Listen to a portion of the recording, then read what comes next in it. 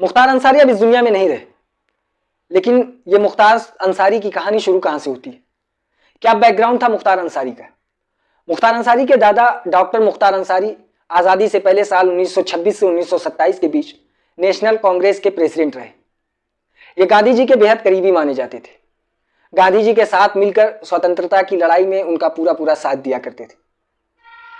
मुख्तार अंसारी के नाना वीर ब्रिगेडियर उस्मान, जो कि परमवीर चक्र विजेता हैं, ये मुख्तार अंसारी के नाना थे। मुख्तार अंसारी के फादर कांग्रेस के एक ऐसे बड़े नेता थे कि जब वो अपने इलाके मऊ बेल्ट के एरिया में इलेक्शन लड़ते तो दूसरी पार्टी के कैंडिडेट उनकी डर की वजह से नहीं, बल्कि उनकी इज्जत की वजह से उनके सामने खड़े भी नहीं होते, उनके सामने इलेक्शन भी नहीं लड़ते वो, और मुख्तार अंसारी के फादर जीत जाते। मुख्तार अंसारी के चचा भारत देश के उपराष्ट्रपति बने, हामिद अंसारी। मुख्तार अंसारी का बेटा इंटरनेशनल शूटर बनता है, शॉर्ट गन शूटर। तो फिर मुख्तार अंसारी को किस चीज ने मजबूर कर दिया डॉन बनने में।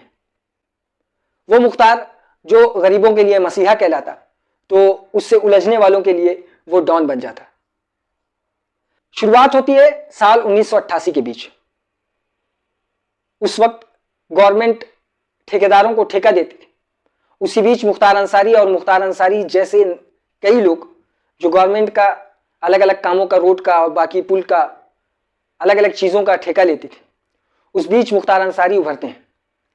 उसके बाद फिर कुछ दिनों तक यही मामला चलता रहता है। फिर कुछ दिन बाद मुख्तार अंसारी का सामना ब्रजेश सिंह से होता है। लेकिन इस सामना ब्रजेश सिंह से सामना होने से पहले की भी कुछ कहानियां हैं। ब्रजेश सिंह एक अच्छा खासा पढ़ा लिखा इंसान, जो कि बनारस से ग्रेजुएशन करता है। उसके बाद उसकी ज़िंदगी में भी कुछ ऐसा मोड़ आता है कि उसे भी बंदूक उठाना पड़ जाता है। मामला कुछ ऐसा होता है कि ब्रजेश सिंह के फादर एक सरकारी मुलाजिम होते हैं। किसी ने उन्हें चाकू से मार दिया, चाकू घोंपकर ब्रजेश सिंह के फादर को मार दिया जाता है। उसके बाद ब्रजेश सिंह जिस व्यक्ति ने उसके फादर को मारा था उसे तलाश करता है। तो पता यह चलता है कि उसके गांव का प्रधान और एक कोई गैंगस्टर है जो मिलकर उसके फादर का कत्ल किया है। अब ब्रजेश सिंह जाता है, उसके बाद पिस्टल निकालता है और उसके बाद वो अपने पिता की अर्थी, जब उसके पिता को आग लगाई जा रही थी, उसी वक्त शपथ लेता है कि जिसने भी मारा उसे वो नहीं छोड़ेगा। फिर वो बंदूक लेकर निकलता है और प्रधान को और बाकी उस शूटर को ब्रजेश सिंह गोली मार देता है। गोली मारने के बाद अब ब्रजेश सिंह की कहानी यहाँ से शुरू हो जाती है। लेकिन अभी तक मुख्तार अंसारी और ब्रजेश सिंह के बीच कोई लड़ाई नहीं थी, कोई इख्तिलाफ दोनों के बीच में नहीं था। लेकिन कुछ वक्त ऐसा आता है कि ब्रजेश सिंह की गैंग बढ़ती जाती है और ब्रजेश सिंह की गैंग में एक ऐसा व्यक्ति दाखिल हो जाता है जिसकी दुश्मनी मुख्तार अंसारी से होती है। मुख्तार अंसारी और उस व्यक्ति की दुश्मनी इस कदर होती है कि वो दुश्मनी ब्रजेश सिंह में बदल जाती है। उसके बाद अक्सर इन दोनों के बीच मुठभेड़ हुआ करती। साल 2001 में मुख्तार अंसारी गाजीपुर के एक इलाके से गुजर रहे थे। उसी बीच ब्रजेश सिंह के कुछ शूटर ने मुख्तार अंसारी पर हमला किया। बताया जा रहा था कि मुख्तार अंसारी को पहले से इस बात की खबर मिल चुकी थी कि उनके ऊपर हमला होने वाला है, इसलिए वो जिस गाड़ी में हमेशा बैठते थे उस गाड़ी में ना बैठ के पीछे की गाड़ी में वो उस वक्त बैठे हुए थे। उसके बाद मुख्तार अंसारी वहां से भाग निकलते हैं, लेकिन फिर ये दुश्मनी और तूल पकड़ती जाती है। फिर एक बार मुठभेड़ हुई। उस मुठभेड़ में ब्रजेश सिंह को गोली लगती है और यह हमला बताया जाता है कि मुख्तार अंसारी ने करवाया था। लेकिन उस वक्त 2001 के आसपास ये मशहूर हो गया था, ये माहौल गर्म हो चुका था कि ब्रजेश सिंह की मौत हो चुकी है और ये जो शूटर इस मर्डर को अंजाम दिए हैं वो मुख्तार अंसारी के शूटर थे। वहां पे कुछ लोग उन्हें पहचानते थे, उसमें मुन्ना बजरंगी के नाम भी शामिल था। इस तरीके से ब्रजेश सिंह की मौत की अफवाह फैल चुकी थी। उसके बाद मुख्तार अंसारी सियासत में कदम रखता है। मुख्तार अंसारी के बड़े भाई पहले से ही इलेक्शन लड़ते हैं और उस इलेक्शन के बीच मुख्तार अंसारी खुद इलेक्शन लड़ने के लिए तैयार हो जाते हैं और वो पहले ही इलेक्शन में वहां से जीत हासिल करते हैं। वहां से जीत हासिल करने के बाद अब मुख्तार अंसारी के बड़े भाई अफजाल अंसारी गाजियाबाद के मोहम्मदाबाद से इलेक्शन लड़ रहे थे। उसी बीच यह खबर आती है कि ब्रजेश सिंह जिंदा है और ब्रजेश सिंह फला शहर में देखा गया है। अब ये माहौल फिर से गर्म होता है, लेकिन उस वक्त तक मुख्तार अंसारी विधायक बन चुका था। लेकिन अफजाल अंसारी जिस मोहम्मदाबाद की सीट से इलेक्शन लड़ने वाले थे, उसी सीट से एक बीजेपी के कैंडिडेट जो कि इलेक्शन लड़ने वाले थे, उसका नाम कृष्णानंद राय था। कृष्णानंद राय मोहम्मदाबाद की उस सीट से इलेक्शन लड़ता है और सामने अफजाल अंसारी होता है। कृष्णानंद राय को पूरा खुला सपोर्ट ब्रजेश सिंह से मिलता है। ब्रजेश सिंह उस वक्त उड़ीसा में था और गोली लगने के बाद फिर वो उड़ीसा चला गया था। ब्रजेश सिंह पूरा सपोर्ट अपना कृष्णानंद राय को देता है। उसके बाद फिर कृष्णानंद राय वहां से विधायकी जीत जाते हैं। विधायकी जीतने के बाद अब अफजाल अंसारी वहां से हार चुके थे। अब इस बात का गुस्सा मुख्तार अंसारी को पहले से था। फिर यह कहा जाता है कि उस वक्त मुख्तार अंसारी जेल में था, लेकिन मुख्तार अंसारी जेल में होने के बावजूद, ये इल्ज़ाम मुख्तार अंसारी पे है कि जेल में होने के बावजूद मुख्तार अंसारी ने अपने शूटर भेजे और इसमें भी मुन्ना बजरंगी का नाम और बाकी कुछ और शूटर। ये शूटर कृष्णानंद राय अपने 6 साथियों के साथ एक जगह पर खड़े थे और मुख्तार अंसारी के शूटरों ने कृष्णानंद राय पे और उनके साथियों पे अंधाधुंध AK-47 से फायरिंग कर दी। फायरिंग करने के बाद अब कृष्णानंद राय की वहीं मौत हो गई और बाकी उनके 6 साथियों की भी वहीं पर मौत हो गई। लगभग कहा जाता है कि वहां से जब उनकी बॉडियों से गोलियां निकाली गई तो लगभग 70 से ज़्यादा बुलेट्स उनकी बॉडियों में लगी हुई थी। इस तरीके से मुख्तार अंसारी के ऊपर यह इल्ज़ाम लगा कि मुख्तार अंसारी ने कृष्णानंद राय को मरवा दिया। अब ये जुर्म की दुनिया में एक और बड़ा काम मुख्तार अंसारी के जिम्मे लग चुका था।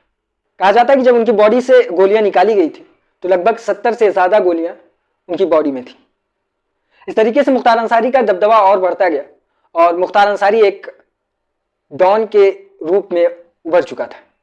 लेकिन कहा यह जाता था कि मुख्तार अंसारी जितना उससे भिड़ने वालों के लिए एक बाहुबली था, उतना ही गरीबों के लिए वो मसीहा था।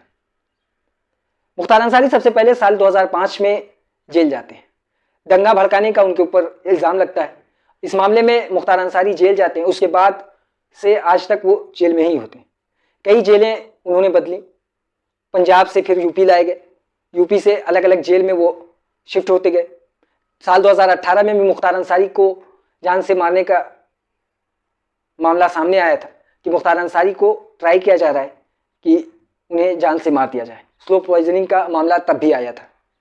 उस पर मुख्तार अंसारी के भाई अफजाल अंसारी ने आवाज़ भी उठाया था, कोर्ट में भी पेश किया था।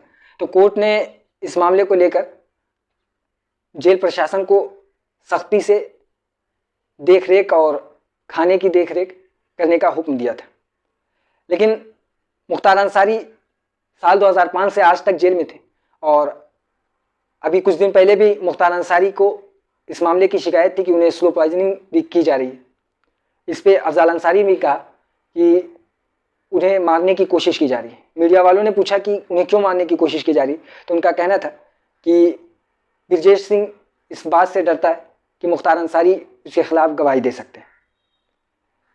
इस तरीके से आज मुख्तार अंसारी इस दुनिया को छोड़कर जा चुके हैं।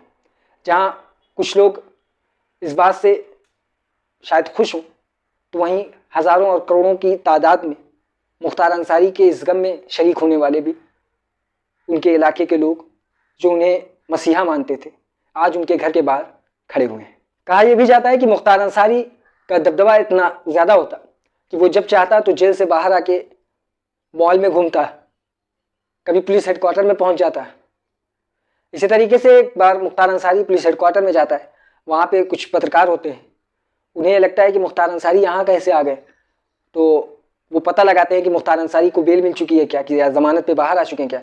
तो पता चलता है कि नहीं, मुख्तार अंसारी अभी कोई भी ज़मानत पे नहीं है, वो अभी भी जेल में है। तो उसके बाद वो पत्रकार और कैमरामैन इंतज़ार करते हैं कि मुख्तार अंसारी ऑफिस से बाहर निकले, और जैसे ही मुख्तार अंसारी पुलिस हेडक्वार्टर के ऑफिस से बाहर निकलते हैं तो ये देखते हैं कि मुख्तार अंसारी दूर से चले आ रहे हैं और पत्रकार और कैमरामैन मुख्तार अंसारी की वीडियो बना रहा था। वीडियो बनाते थे मुख्तार अंसारी ने कहा कि लो और कायदे से बना लो, ठीक से बना लो वीडियो, बल्कि 1 मिनट तक वहाँ पे रुके। उसके बाद फिर आगे आए और पत्रकार से कहा कि वीडियो तो तुमने बना ली, लेकिन इसे चलाना मत। बस इतना कह के वो वहाँ से चले गए। फिर जब वो गाड़ी में बैठ गया तो उनका एक आदमी फिर वापस पत्रकार के पास आया और कहा कि भाई ने जो बोला उसे सीरियस लेना, ये कह कर वो भी चला गया। अब फिर वो अपने ऑफिस में आते हैं, ऑफिस में आने के बाद बताते हैं तो ये वीडियो नहीं चलाते, लेकिन कुछ दिन बाद बताते हैं कि वीडियो चला दिए थे, लेकिन ऐसा कुछ भी नहीं हुआ। दोबारा भी फ़ोन आया, उन्होंने शायद कुछ अलग मामला रहा होगा उनके साथ, तो उनके ऊपर दोबारा से कुछ ऐसा मामला नहीं आया। लेकिन कहा जाता है कि मुख्तार अंसारी था, वो अगर कुछ लोगों के लिए बाहुबली था तो गरीबों के लिए मसीहा भी था। इस पर आपकी क्या राय है, आप कमेंट करके ज़रूर बताएं। और हमारी वीडियो अगर पसंद आई तो हमारी वीडियो को लाइक करें, चैनल को सब्सक्राइब करना ना भूलें।